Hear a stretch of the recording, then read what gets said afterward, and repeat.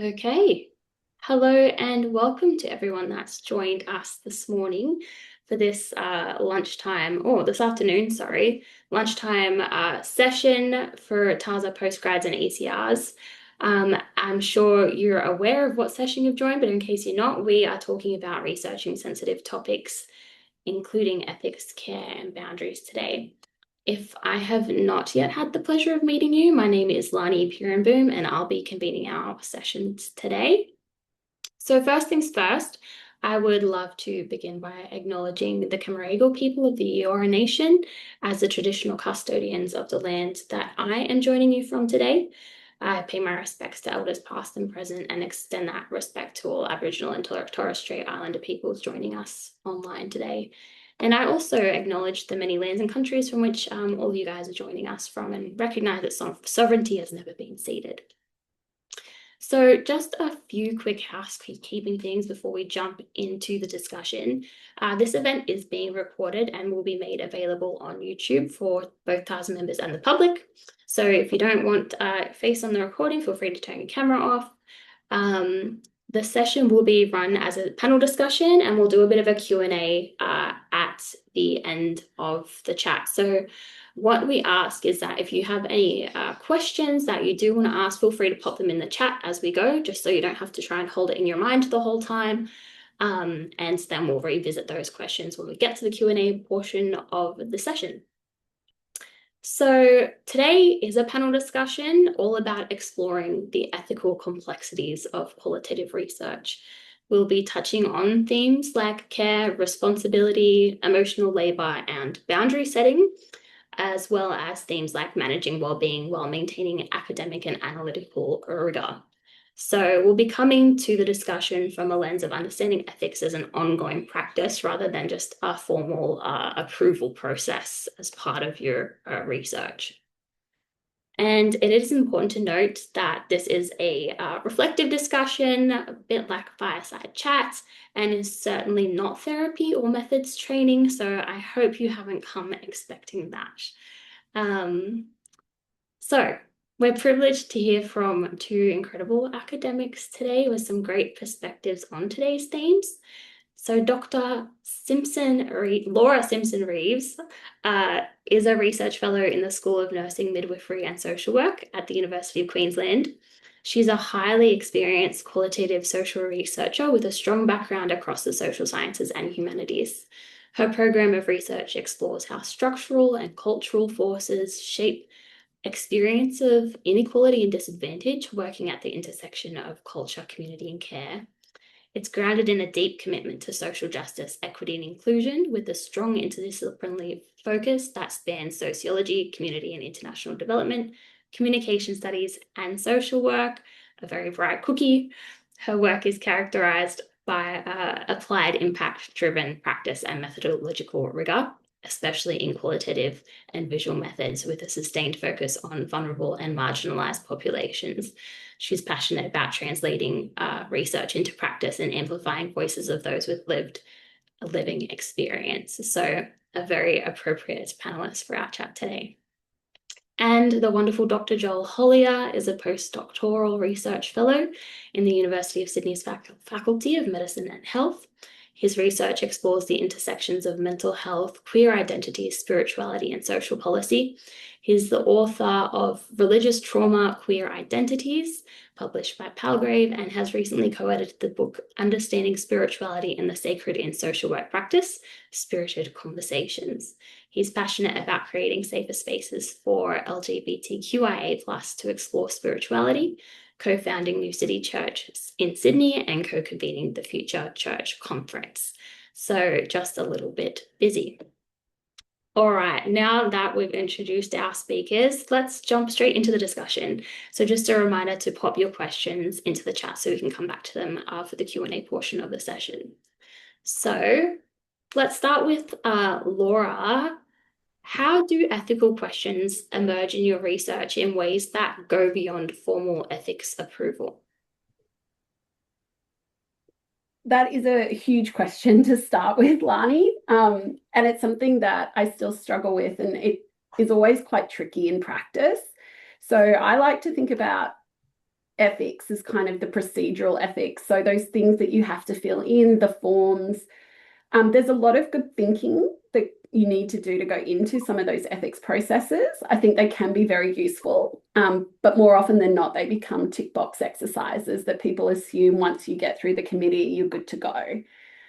And in some cases, that may be the case. But in a lot of the work that I do, and a lot of the work that, from what I understand, Joel does as well, you're dealing with people, and people are complex and they have challenges in their lives. And as a researcher, you tend to come in with a position of power, whether or not you intend to, and you pop in and out of their lives. And so I think there's a lot of ethical questions that do come up throughout the actual practice of doing the research, even if you follow all of the guidelines and they sign their consent form. I mean, really, think about it. Do you read the terms and conditions every time that you tick a box? If you do an online survey, are you sitting and reading in depth and understanding exactly where your data is going? Probably not. And so they're probably not doing that either. A lot of the work I do is ethnographic, which means I see the same people repeatedly over time. And so one of the challenges that does come up is that reminder that I am here as a researcher, because you become quite close to people, right? You become embedded in their lives. If you're like me, the reason you're doing research like this is because you are really interested in their lives. And so you do want to know and you do want to find out more. And so then trying to find that balance then of what that looks like in practice when people are people and they're not just data subjects. I don't know if that really answers your question. I kind of tried to talk around it a bit.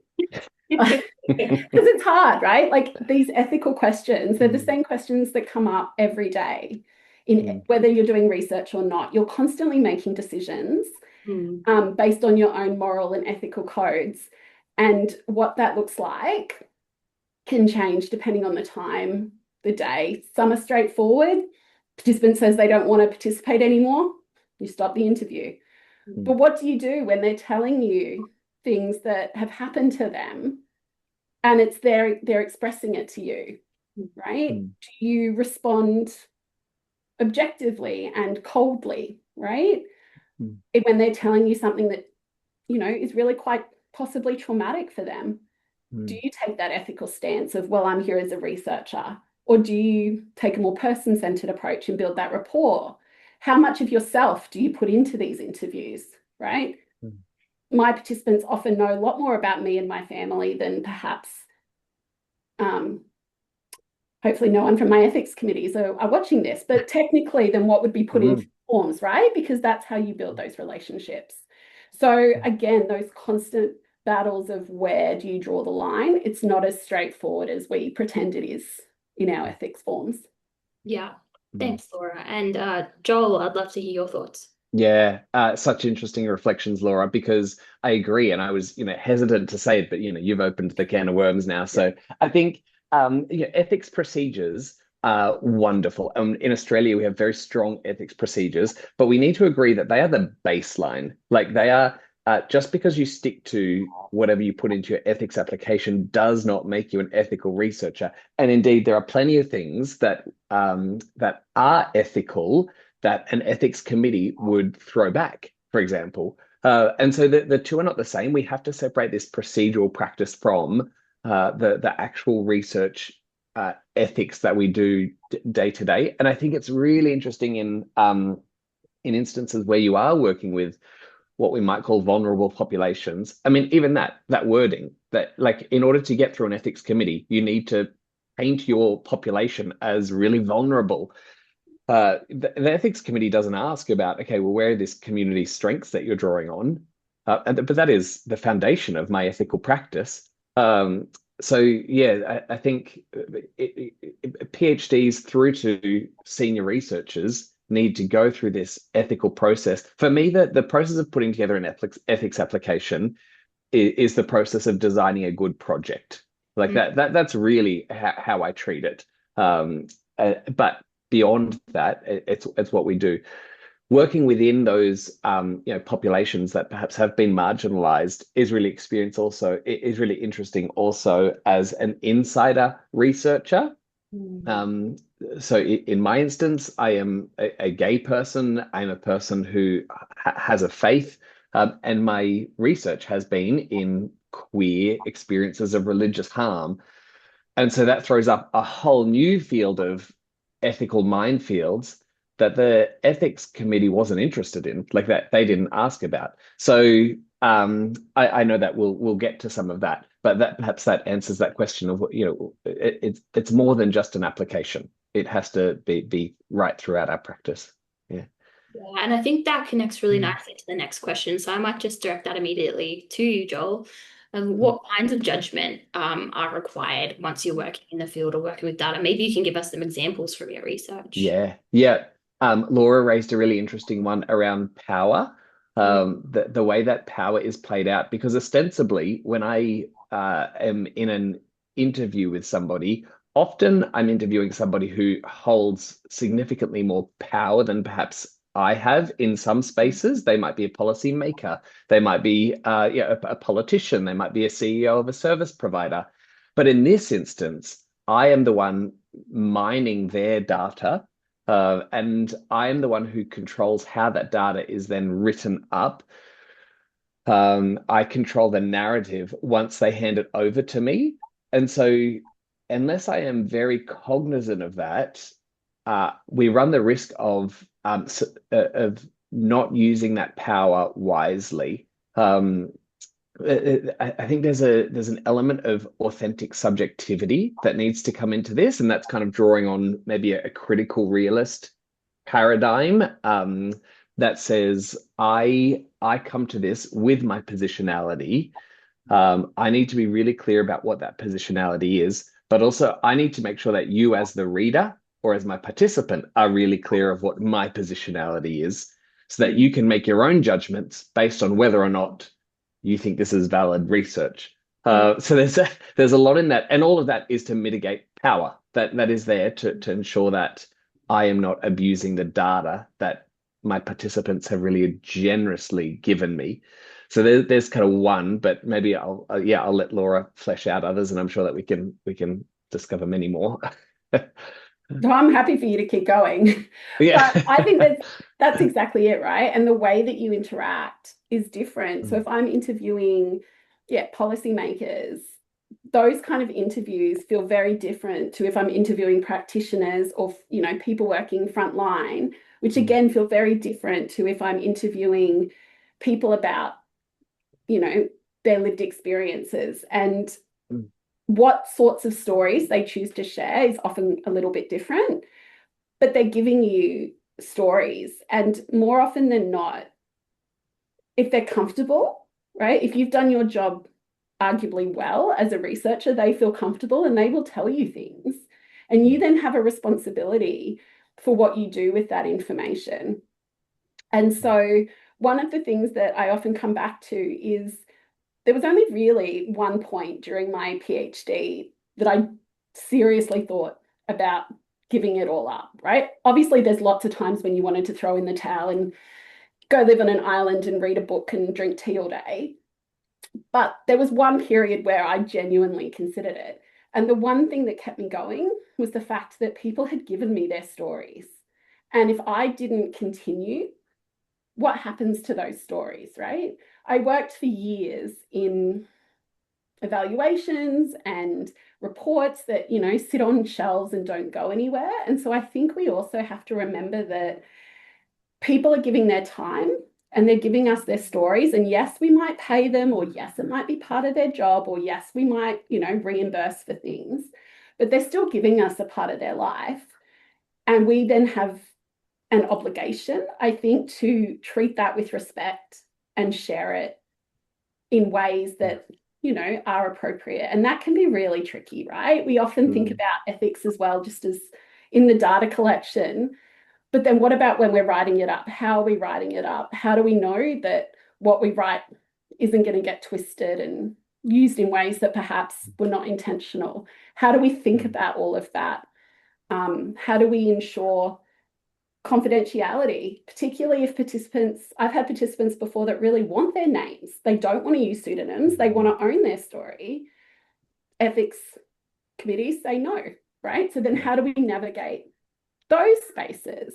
I think it is, and that doesn't even come into if we think about when people tell us stories about other people, right? Because nobody lives alone. So you're interviewing someone, they're telling you, I'm sure this has happened for you, Joel, right? Where they're telling you about their experience, but they're mentioning siblings or parents or other family members or friends. So you know things about these other people's lives. Where does that sit? How do you describe those? Yeah. I don't have any answers, basically. Yeah. Can I give, because Laurie, you've just reminded me of another kind of live example for our team. We're doing a series of interviews at the moment. A number of, and we give a $50 gift card for participation, which is quite a substantial in terms of, you know, research. It's a good paying research gig. And we've done a number of interviews that we're trying to work out, are they fake? Are these people who have you know, joined just to get the $50 gift card because their answers might seem a bit vague. And so we have to have really long discussions. And at first it was just kind of, you know, me and my colleague trying to make these decisions. And we very quickly realized, oh, this is not helpful. Let's like bring in other people into the team to listen to these interviews, which ethically creates another, you know, set of issues. But just to work out, is this good data? Or is it just because this person is struggling with English? It makes the interview sound less persuasive. So long story short, we have chosen some of our interviews to actually not include in our data bank, which has been a very hard wrestle. And you know, we have to be able to back up that decision really soundly. I take that decision very, very seriously. But that's just, you know, again, ethics. We didn't have to submit anything that would describe how we would, you know, utilize interviews that felt non-descriptive. Like, yeah.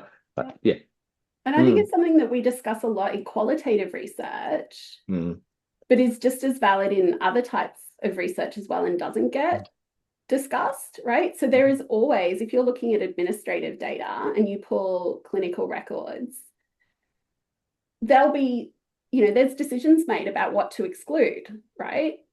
And that's just seen as standard and normal and no one really thinks twice about it. And so I do think it is quite a challenge, right? So how do we navigate these spaces across all types of research? These decisions are not solely based on qualitative data. Laura, I'm wondering if you're able, no pressure if you don't have anything come immediately to mind, but if you have any examples of moments that you've encountered where maybe doing the ethical thing wasn't obvious or straightforward and how you kind of ended up navigating forward the decisions that you made. It's tricky because I think almost always it's not straightforward, right? And what I decide to do in one situation might be different in another situation, right? So one example that comes to mind is, this is going to make me sound terrible, but I was having an interview with someone and they'd rescheduled a few times, and then when I interviewed them, they were quite distressed and they just had a big fight with a family member, which is why they were late. But it sounds like it was an ongoing fight, right? That had happened, you know, it had been building over time, but it had kind of blown up. It just happened to blow up that morning. And some of the things he was saying did sound, I guess, not suicidal, but potentially, right? Like that, you know, it was also a teenager. There was a lot of hyperbole in the way that they were speaking, right? So then it's quite a tricky conversation. Where do I go from there, right? Do I have concern? Do I not have concern? I happen to know, you know, coincidentally, there was another participant in the study who knew that person. I think they'd worked out that they were both in the study, but I hadn't told them that. But then it's like, well, do I reach out to that other person to check in on them? How serious do I think this is? Where is my role? ethically, according to the guidelines, I give them a sheet with some phone numbers that they can call, right? But again, does that go far enough, right?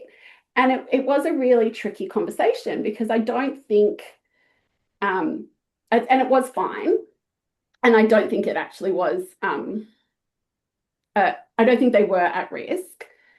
But again, I'm not a psychiatrist. I'm not trained, like I've done mental health first aid, which again, great, marvelous, recommend everyone do it. Still doesn't really qualify you to make an assessment like that, right? And so where do you go? And often the guidelines will say things like give them the sheet of paper with the numbers, check in, talk to your supervisor. I love all of the supervisors I've had over the years, but I can tell you, you ask them, they don't know. They're going to say the same thing. Look at the guideline sheets, right? So how do you navigate that without breaching confidentiality? So I guess that's kind of one, I guess, like extreme example that immediately comes to mind. But there's also loads of ethical things around publication and what you choose or not choose to include, how I've de-identified. So, for example, that's a whole other issue, right, around de-identification. We often assume if you just change their name, we're good. But actually, to give people stories is quite tricky to do in a way, especially if they're from a smaller, community. How do you do that in a way that doesn't make them identifiable, right? If they don't want to be. And so how do you choose which characteristics to change? If I say they've got 3 brothers instead of 2 sisters, is that okay? Not okay. Who gets to make that decision? What if the fact that he has brothers is really important to that person and changing it to sisters doesn't work? Like it's not quite, it's never as clear cut, I think, as we like to pretend it is. And there's a lot of judgment, I think, that just comes from time and practice and sometimes making the wrong call. Absolutely. I don't know if that kind of answers it. But... Absolutely, it does. You've just got me thinking. I'm well in the throes of making those decisions for my own PhD research. I mentioned my name, but forgot to mention I'm a PhD candidate at Deakin University, and I'm exploring women's spiritualities after experiencing church hurt or religious harm in Australian megachurches. And that issue of de-identifying is one that I'm absolutely wrestling with, because in the communities that these people come from, stories they're sharing are quite recognizable, where it might not be recognizable to a wider audience, and what ramifications does that have for the personal lives of the participants is something that's really tricky to navigate. It also made me think, in my own research, I'm using a critical feminist framework or approach to the data analysis, to the research. And that's also given me ethical frameworks, I suppose, to operate from. So one of the things that I had to do in my interviews was kind of negotiate that power dynamic. I had pre-existing relationships with some of the people that I was interviewing. In those pre-existing relationships, I sometimes had more and sometimes had less power than the participants.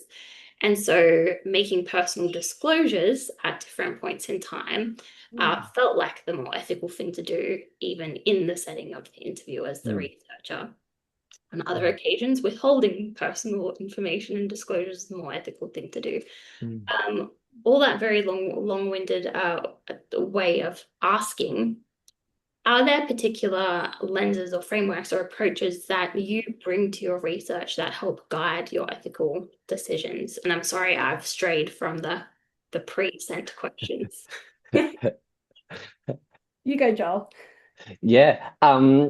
Look, I think that the national framework, what we all kind of draw on, is again our baseline. I also come at this from a slightly different perspective as a social worker. So, having practiced as a social worker, I have the Australian Association of Social Workers practice standards as well. And I find when I put those two together, I get a somewhat more nuanced perspective often people come into research from a prior profession or they sit within that profession. And so I think merging them can be really helpful. For example, social work brings an explicit social justice perspective and it brings an explicit critical perspective. And that they are held in tension with my research identity. Yeah, in terms of frameworks, if we're thinking about the bigger perspectives, the bigger paradigms, I really comfortably sit within this critical realist framework, which says that there is a reality out there that can be known, but I don't know it, and you don't know it, but together we get closer. And that it instills a natural humility that I think has to be present in all of our research, because ultimately, as researchers, we are collecting data and then we're making really big decisions about what to do with that data. And I know we'll get to kind of questions of advocacy and therapy a bit later on, but if we are having integrity in how we deal with that data, we're much closer to being ethical in our practices, is my hunch. I hope that gets to kind of somewhat answering that question. Yeah, absolutely. Beautifully articulated. Thank you. Laura, what are you? Way more cleverly articulated than I will ever be able to do. I should probably confess that I'm a fake social worker. So I currently I'm a sociologist, but I come from many different backgrounds over the years. So my, undergraduate was in more of international relations, and then I did communication, and then so I've been all over. And I currently work in a social work school with social workers, which I've now realized is basically sociology but applied. Arguably, all that makes you a better social worker, just putting it out there. Yeah, but do I want to do 1,000 placement hours? Yeah. But it is interesting working in that space, right? Because there is a social justice element that comes through all of my colleagues in all that they do, right? And so I think finding that, like being able to draw on some of those frameworks from your professions, as well as the, national standards, I think can be really useful. But I do think there's also an element of figuring out where you fit and feel most comfortable. And part of that has come through the need to be, I guess, the need for reciprocity that has come through a lot in a lot of the work that I've done. And I guess similar to what you were saying before, Larney, about how much of personal information do you disclose? I started to become quite uncomfortable with this idea that I could know all of these intimate details about a person's life. I know their home address, I know their phone number, I know everything about them, but I'm not allowed to text them, so they can't have my mobile number, right? And I understand safety risk, right? There's a whole level of risk assessment and all those kinds of things, but I do struggle at points where, well, where do we draw the line? And so I kind of over the years have come to more of a decision around trying to be more, I guess, authentic. And that comes through not just in the actual research data collection and practice, but I guess across all of the teaching and research and service activities that I do, which I think ties into what you were saying before, Joel, as well, around integrity. And it is quite a tricky balance. I think if we need to understand that different people come from different spaces, and what might sit well with me. One of my colleagues, for example, that might be an insider researcher, have a different understanding of what it means to work within their community. Those boundaries might look different, and that doesn't mean one is right or wrong and one is more or less ethical. And there was another point I was going to make, and it's just gone out of my head. It'll probably come back to me in a minute, but around what that looks like in practice, and what sort of frameworks we draw on, and where we can, making sure we sit with what we feel comfortable with and being okay with that. And that, I think, is just over time and might change. Absolutely. I think there's an element to navigating ethics and boundaries in research that is kind of intuitive, if I'm allowed to say that. But I think that's where having awareness of what kind of frameworks and lenses you're drawing on can help make your own kind of approach to things more explicit. Is this actually something that's ethical, my intuition, or is it something that I need to adjust and learn from other researchers and some of the literature out there on these matters? So, and I think positionality and being explicit about your positionality is something I've come to as being really important for me. And, you know, being honest about why I'm doing the research I'm doing. Different people are at different stages of their, you know, journey. I have a colleague who does a lot of housing. Oh, this is probably going to identify them. Who does a lot of housing research. I knew grew up in sort of social public housing. That never is mentioned in any of the research. Whereas I know other people who will explicitly mention that all the time. And so it's not to say one is right or wrong. I think it's just about thinking about those frames for where you sit and where you feel comfortable. And so for me, being explicit about that positionality and not pretending that I come at research from a completely objective view. We all come at our research topics for a reason, right? And sometimes that's a reason you just don't want to share, and that's okay too. But other times it might be. But I think pretending that we're completely separate and objective from what we're choosing to research, regardless of the methods we use, I think can be problematic. And so the more we can acknowledge that, the more ethical we can be in the way that we undertake all of our research, whether it's through data collection, analysis, the way we deliver outputs. Yeah, and very beautifully articulated. Don't doubt yourself.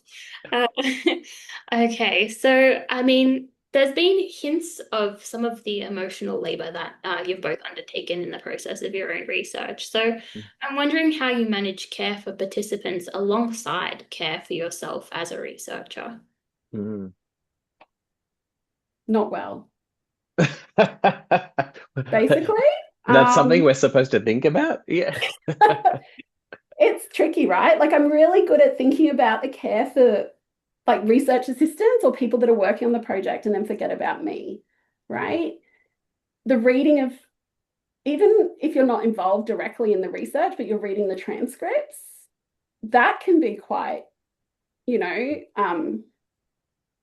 there's, you know, vicarious trauma potentially, you know, if you're reading stories, things that like people's lives can be really horrible, right? They can have a whole series of things happen to them, one after the other that you just can't even begin to imagine. And so how do we balance that?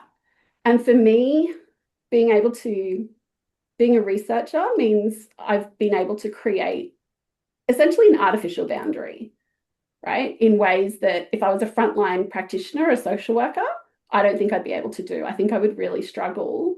But for some reason, I've managed to convince myself of this artificial barrier, right? Which is how I can kind of take it and not take it home. But I do know that the work I do influences other parts of my life, right? So the way that I talk to my children about people sleeping rough is heavily influenced by interviews that I did with rough sleepers 10 years ago.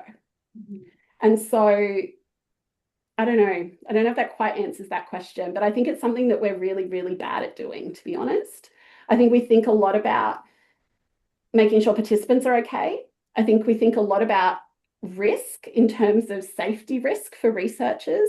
So physical safety, those kind of workplace health and safety guidelines. Don't think we think enough about the, you know, emotional and psychological safety of researchers. I don't know what you think, Joel.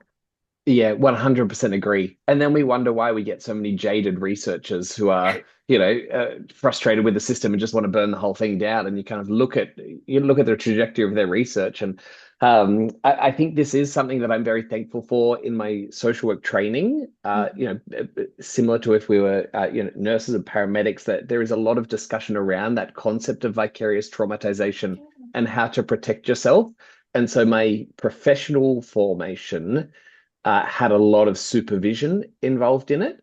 And I pulled that into my research practice and I was very, very grateful to have three wonderful PhD supervisors who were just switched on to this. I could not have done it without them. Like that, they were not just engaged in my data analysis, they were also so proactive in checking in because they knew that I was a insider researcher in a very emotive space. And so they were constantly, ensuring that I was taking steps for caring for myself. Even with all that, I got to the end of my PhD and I never wanted to touch the topic again. It was just too much. And so having that, space away from it was really necessary. And even now, I know that for myself, if I was just to be researching religious harm, and that was my area that I solely focused on, I would just burn out. I would get exhausted, I get frustrated. It spills over, as you said, Laura, into other areas of my life. And so I took a postdoc quite deliberately in a really different field. I sometimes say, my PhD was heavy, and so I'm taking a lighter break, looking at serious mental illness, like that. But because it was different, and it's not part of my own lived experience in the same way that it is for what my PhD topic was. So I'm able to have that as one area of research and also keep looking at religious harm and that area and look at the synergies between the two without being so absorbed in one topic is, I know, just necessary. Otherwise, I'll just burn out and I'd become yet another jaded researcher / social worker. So yeah, that for me has been important. As you were talking, Joel, it made me wonder if there is things we can learn from social work or community development, where I came from at one point in my chaotic life. But there's a lot there where people are passionate about what they do, right? We're passionate about research, that's why we do it. And I think our systems can have a tendency to, intentionally or not, I'm a cynic, I've been around too long, I think it's intentional, but I could see an argument for unintentional exploitation of that passion, right? And so we'll often find ourselves working extra hours, right? Doing things on weekends, reading papers, helping, it bleeds out because it's something we're passionate about and we want to do it. And I think there's a reason why there was such strong industrial action to limit work hours. And lives are busy, people have other things going on, caring responsibilities, who knows? People's lives are complex. And so I think research, similar to social work, similar to any of those caring professions that you go into for a passion, it's very difficult to put those boundaries in place.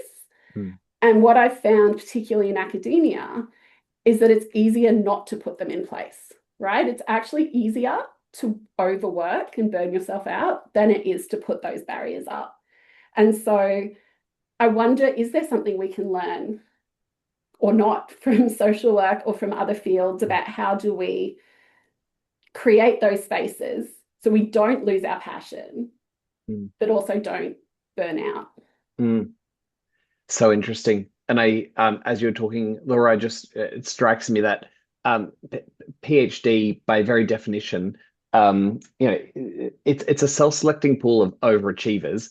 And typically, if you scratch below the surface of an overachiever, there's something that is there that is driving that is potentially unhealthy. And so academia, it is, put all those people there together in a room and tell them to work it out. You're going to end up with a culture that is not healthy, even with all of our enterprise agreements. It really comes down to that personal, but also the collective culture that a team has. I'm very thankful for my supervisor at the moment. Jen Smith-Merrier is incredible at setting a culture where we don't work weekends, and we have strong boundaries. But yeah, that is just my little team.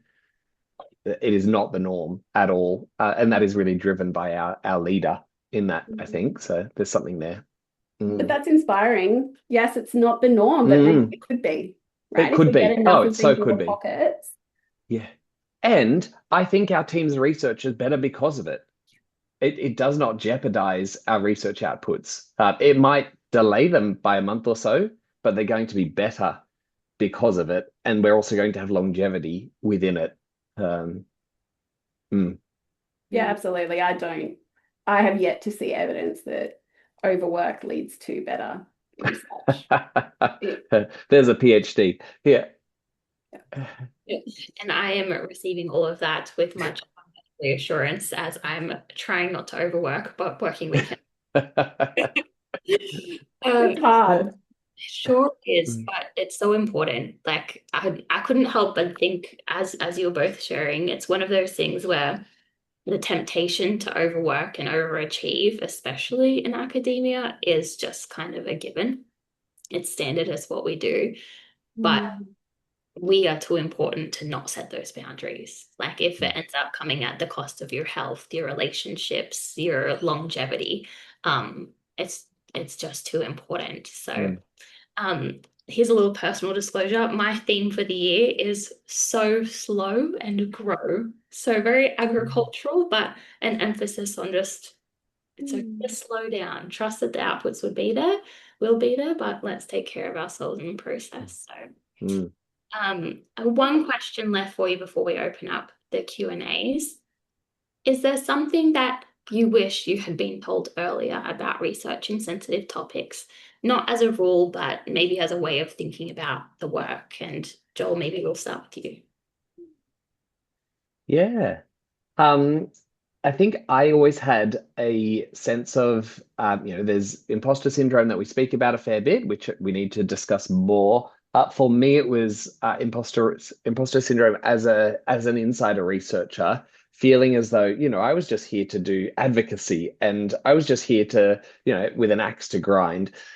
And I self-imposed a lot of shame around that I didn't belong. And I wish I'd known earlier that actually in almost every area of research, we're all insider in some dimension. Like it is a spectrum. We all have something in common with our participants, with the theme, with the topic that drives us into that space in the first place. And so for me, coming out the other end, there's big discussions, particularly in the health policy space around are we academics or are we advocates? And I just think that is such a false dichotomy because I want to, I'm in research because I want to make change.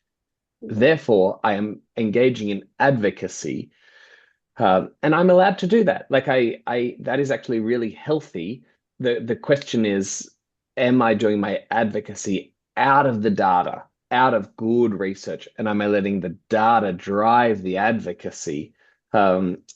And so when I finally had all of that click in my mind, I was like, oh, it's actually right for me to be an insider. I'm the best person for this, to look at my little insider circle.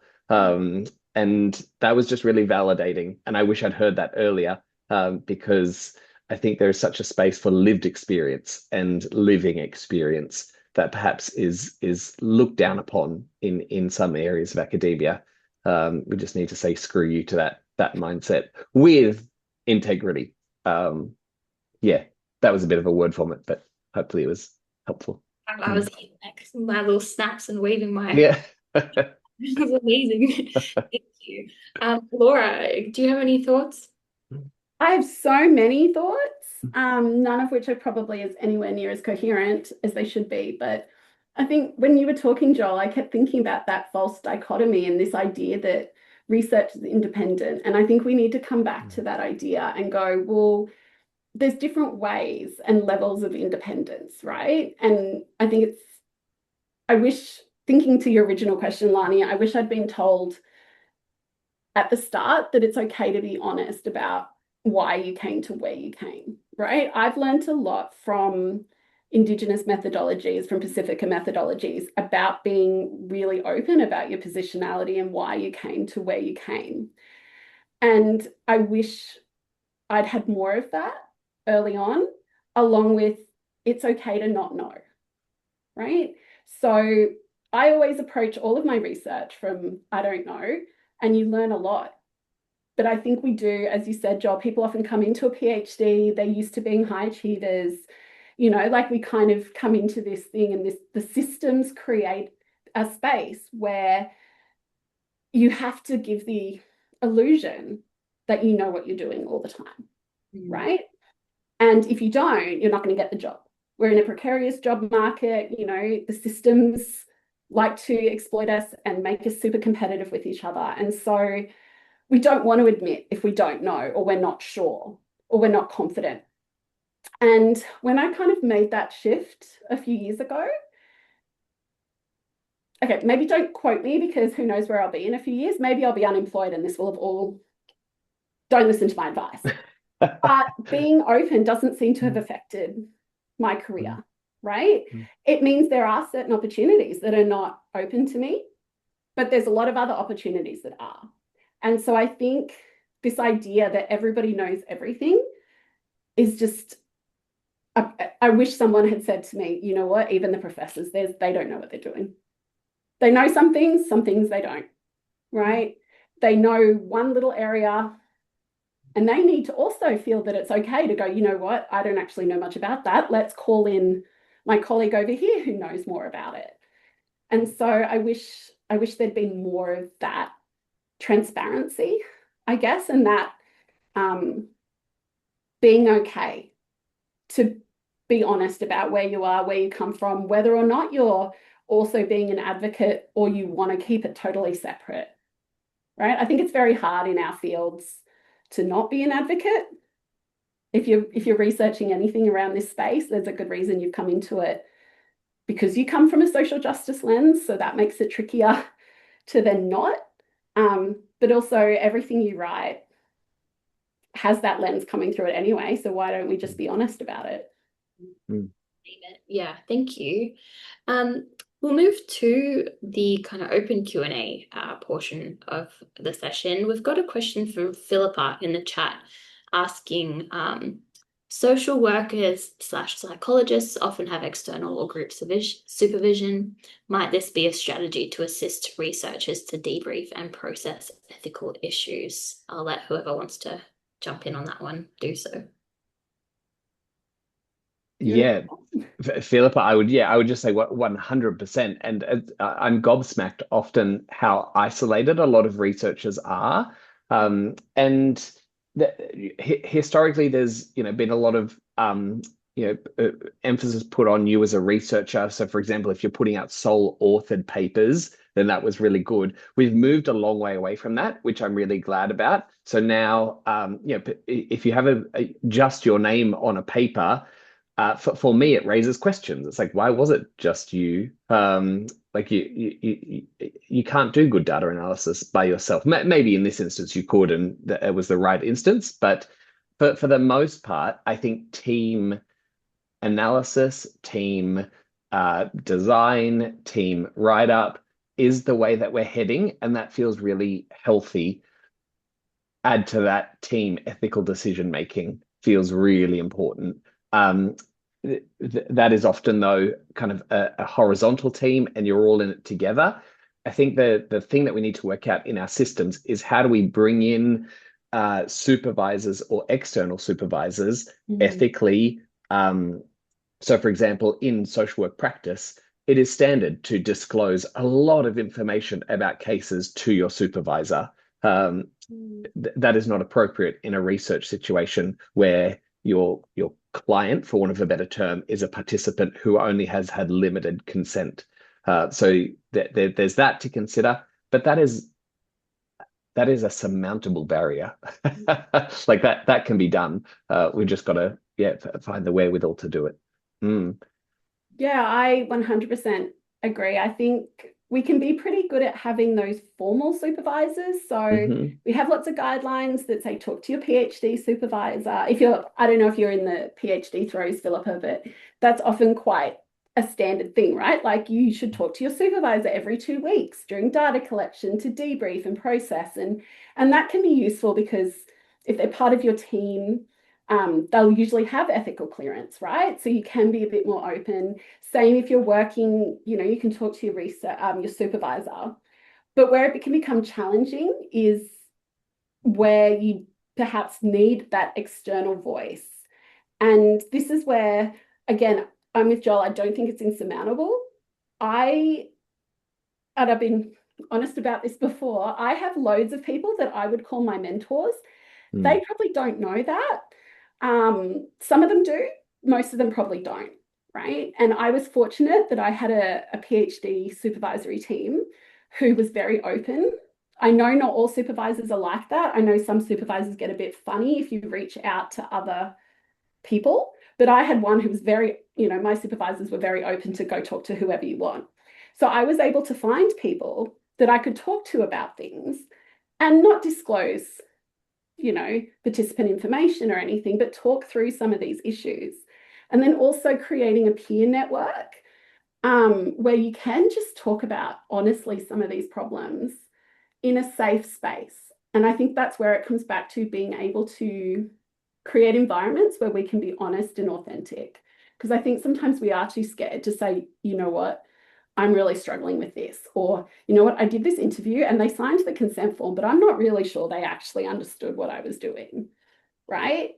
And so creating spaces where you can have those conversations and talk about what worked or didn't work and hear from other people, because each context can be different and each situation is different. And so the more tools that we can have in our toolkit, right, the more practices and frameworks and ideas we can get from each other, the more we can draw on in those moments. So I think having some form of external or group supervision as a more standard practice is a wonderful idea. And I think it's something we should look at beyond just telling us to talk to supervisors. The other good person that group that I've come across is the ethics committee, the ethics team at your university. They do this every day. This is just part of their practice. And I've been doing this for years. And it wasn't until about 3 months ago that I emailed them about an ethical issue. And they got back within like half an hour with, here's what you should do. I was like, that's really good advice. So anyway, use them. Talk to your university will have research integrity advisors. They call slightly different things, but they can be really useful too. Even just to go, this is what I did, and they can, bounce it back or go, yeah, that's fine, but I've also heard this being done.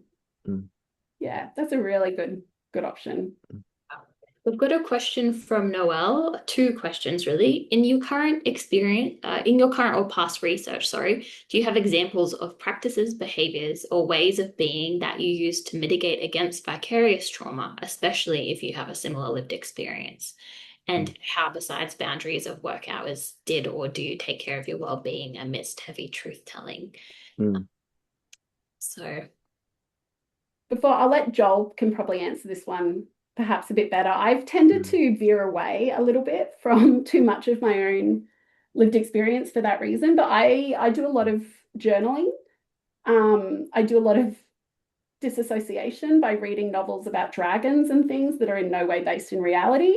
So that's kind of how I've learnt to manage it, is I deal with a lot of the shit of life in my work, so I ignore that as much as possible outside of it. But a lot of journaling, I like writing, so that works for me, might not work for everyone. And I've also found myself delving into autoethnography a little bit, which has kind of been a way of mixing journaling with reading theory, and then I feel justifiable doing it in my work hours.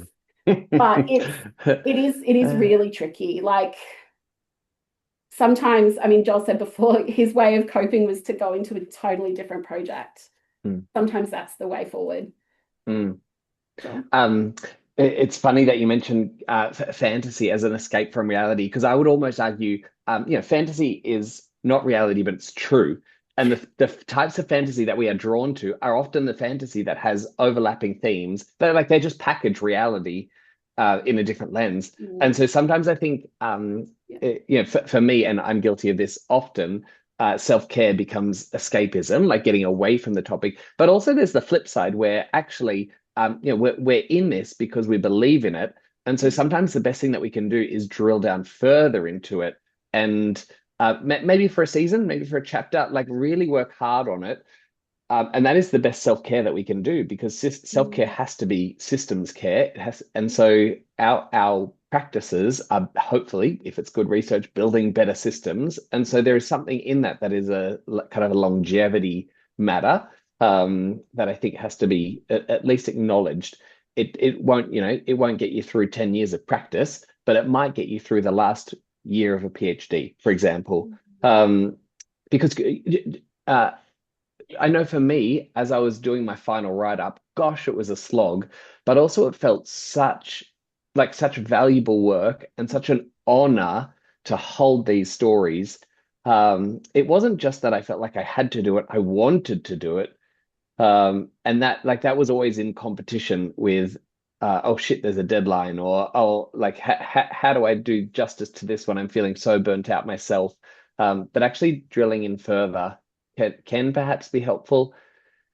Along with that, if we're doing good, autoethnography, or if we're doing good just positionality, using your own experience of nearing burnout or vicarious traumatization or just discomfort, using that as data is really important, because you are part of the research project. And so I dedicated a whole chapter of my PhD to my story. And so that became part of the data in itself, which you then need to disclose. But I think it's part and parcel of being a good researcher is drawing on all the different points of data that you have, and this is one of them. So I like boundaries are super important, but that they are not the sum total of self-care. Actually, sometimes self-care is much more systemic than that. I would perhaps that's what I'm thinking about right now. And I guess being okay to sit with the story. That's something I've struggled with.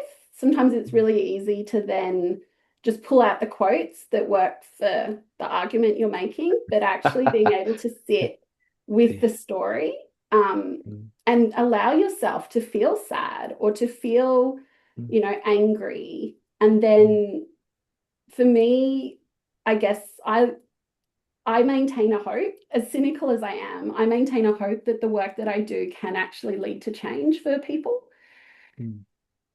I don't know when or how, don't ask for specifics, but kind of keeping focus on that has helped. And whether that's, I've leaned into non-traditional research outputs more and more. It can be a bit of a challenge because the university does still really like peer-reviewed journal articles, but I also know no one's going to read them. So thinking about where can you have the most impact or the most appropriate way to share that. And that's kind of helped me a little bit as well, to kind of sit with it, go, well, this is really not fair. This is a systems issue. It's being positioned as if this person just made poor choices. But actually, if we look at the system, so what can I do? How can I add a little bit to what is hopefully a growing avalanche that might eventually lead to some change? And kind of trying to keep that and hold that can kind of help get me through at different times. Thank you both so much. So many rich insights that you've shared with us today. I know that I'm personally taking away the importance of both humility and hope, and just to stay really dynamic in the process of navigating ethics, care, boundaries, all that good stuff. It's certainly not a static thing. So I've grown a lot from the hour I've spent with you both, and I'm sure that everyone else who has participated by watching has too. So thank you everyone for coming. Thank you, Laura, Joel, for your contributions. This recording will be available on the TASA's YouTube channel, so look at us being influencers. The TASA postgrad lunchtime sessions happen every month, so make sure that you are signed up to the TASA newsletter to stay in the know about all the sessions that are happening. Otherwise, thanks so much for coming, and hopefully we'll see you next time. Take care.